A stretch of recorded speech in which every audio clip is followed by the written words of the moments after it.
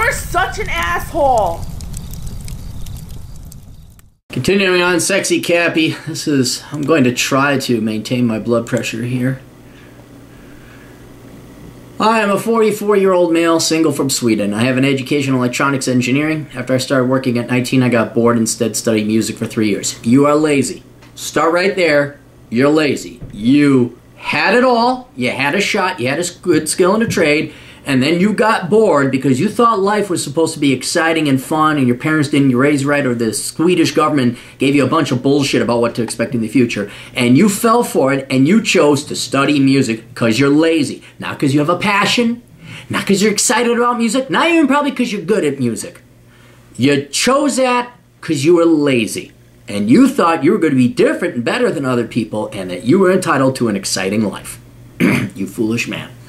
I have huge loans, will never be able to pay any of them off. Well, you are a successful musician in that regard. Ha ha! What do you call a drummer, a jazz, pick your choice. What do you call a jazz musician without a girlfriend? Homeless! Hey, hey!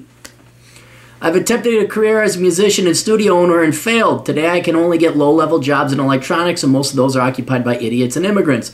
After a depression in 2009, I got a diagnosis, atypical autism. I got a 25% disability benefit. You don't have autism. I'm going to bet you don't have it. I'm going to bet you were depressed. Oh, in 2009, like everybody else was in the world economy because we were through a global recession. All right? You see, here's the problem. We can't tell anymore if people today actually have a mental illness or they're just lazy, spoiled fucks. That's the problem. Because the symptoms are the same thing. I'm depressed because I'm unemployed. Was it because you were a lazy fuck and you chose a worthless career and you didn't want to work hard? Or is it because you actually have a mental illness? The world will never know. Only you do. Deep down inside in that fucking brain of yours, you know whether you're a lazy fuck or not. You do. Because I'm sick and tired of this bull. Don't tell me every diagnosis out there is 100%. You got 25% autism? What the fuck does that mean? You managed to get an education in electronics engineering, but you have autism? Is it that, or were you just a lazy fuck? You tell me. I'm always out. There's always the chance. Absolutely. Depression is real. Sure, fine. Fine. There's that chance. But the fuck if spoiled little Western goddamn cunts in this country, in this world, from Western European, free everything, just doing, things are perfect, you got a disease. And then typical pussy socialist Sweden, here's your 25% disability. Fucking Christ. I got a 25% disability benefit. 100% equals a full-time, so I can work 30 hours a week and keep the benefits equals no such jobs. I've spent a number, wait a minute, explain this. You got depression, you got a 25% disability. And keep the benefit. Oh, okay. Oh, so you got 25% disability benefit. So if you work above 30 hours a week, you don't get to keep that benefit. And therefore there are no jobs. Jeez. I wonder if you're a lazy fuck or if you actually have the hoods. Get a full-time job. I've spent a number of years in therapeutic public health care, so the taxpayers are paying for it. And only last year I came to understand that my mother is a narcissist, my dad is codependent. You just found this out. Dude, you're 44. You left home when? Have you left home? That might be a better question. That shit is so far in the past. But you just found what? This is not the Stefan Molyneux show, by the way. If you want, he's up north in Canada, and he doesn't charge. He's a much nicer guy than me. I've spent a number of years in therapy, public health, and only last year came to understand that my mother is a narcissist, my dad is codependent, as I am too and have been, and thus have attracted many dysfunctional people in my life. I live very minimalistic in a small... No, you don't live minimalistic because you wouldn't have debt. Don't tell me you live minimalist. Minimalists don't have debt. That's the whole point of being a minimalist, is you don't have debt. You don't answer to that shit. You answer to no one. You're free. In a small house owned by my parents. Okay, so you live rent-free. The house is way out in the sticks, which means long commutes if I work, which takes away a large piece of the income. 1 gallon of gas is $6 in Sweden. Boy, you just got all these hurdles to full-time work. You can't, if you work full-time, you might lose your bennies. It's too far away, so you couldn't possibly work a job or 2 jobs to pay for rent nearer where there might be jobs. You got to live at home for free with your folks in your folks' place. If I live like this, life is meaningless. If I work, it makes no monetary difference. Facing getting old like this is quite troubling. I'll stop there. Let me know what you charge and if you have questions. Here's how we deal with things like this at Asshole Consulting, all right?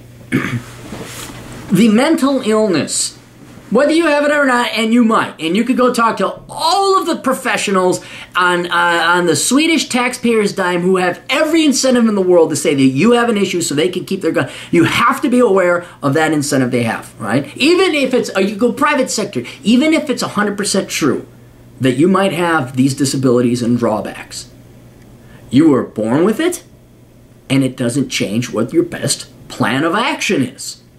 Your parents being fuck-ups in the past, whether that's true or not, it doesn't matter. It doesn't change the best course of action. And the best course of action is for you to stop it with this moping and whining and complaining and go out and try your best. Doesn't matter. Doesn't matter. Because you're functional. You're able to do shit. You wrote, this seems pretty functional. You're able to work. Right? So whether you have the disability or not, this mental illness, okay, talk to the therapist. That's their jurisdiction. But you're 44, you're what, 60, 65% dead? You only got about a third left of your life? Do you want to piss it away like you did the first 2/3, or do you want to make something of yourself?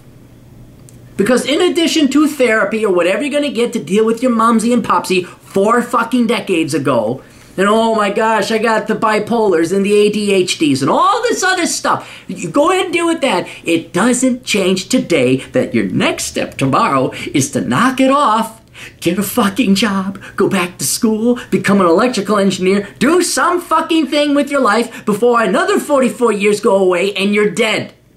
Right? I don't know what your religion is. I know the Swedes and the Nords are kind of more like, well, you know, the afterlife, it's kind of like your previous life. Nothing. You know, you're not even around. You're like, do you remember before you were born? No. Do you want to face that reality? Do you want to face that daunting prospect, knowing that you just sit here and moped, right? And here's the other thing. It's not going to hurt you to try. It's not going to cost you anything to go forward, get a job, take some programming computer classes online, find out what your educational options are. Fucking everything's free in Sweden. Go get your free education again. Go study, go find it, see what's in demand. Go forth and pursue that. Get your own fucking apartment. All right, so you don't have to deal with this commute and pissing away your time. What are you, an hour away? The house is way out in the sticks, which means long commutes if I work, which takes a large piece of the income. Okay, so long commute, so make it not so long commute. Find a cheap place to live. Get a job. If you're living at home for free with your folks, in the meantime, take some online classes, learn some online programming, get some skills, and then go try and find a job in the city or wherever the jobs are. But this bullshit, using your things as an excuse, oh, I got this, I got that. Even if you have it, it's not an excuse. It is not. There are people who have actual, genuine physical handicaps. What's his name? Penn Jillette works on this charity where I think it's Down syndrome adults, people, where they train them to do basic jobs like Walmart, washing dishes, stuff like that. And he explained how Herculean, it's so much more difficult because of the genuine low and handicapped IQs. That it is, for you to be nothing to wash, for them it takes a lot of effort. But those people are more manly and masculine and heroic than you.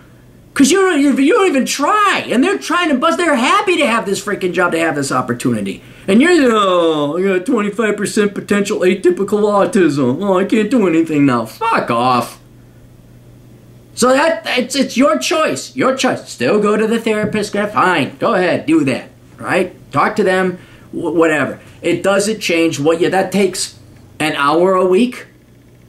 What are you going to do for the other 167 hours a week of the week? Are you going to sit there and let that hour, I got this disease, I can't do anything, fine, then don't do anything, and you're going to be exactly like you were, except that instead of 44, you'll be 74, and you'll be dying. And you'll have nothing to point to in your life. Or you could say, all right, I spent that hour talking to the therapist and they say I have some issues that I got to work out. If that's the case, all right, I got to work on those issues. But for the remaining 167 hours of the week, I'm going to go and try my best. Up to you. I don't give a fuck because I have no respect for people like you. Anyway, you guys got questions, go to assholeconsulting.com. We'll tell you the fucking truth. Toodles.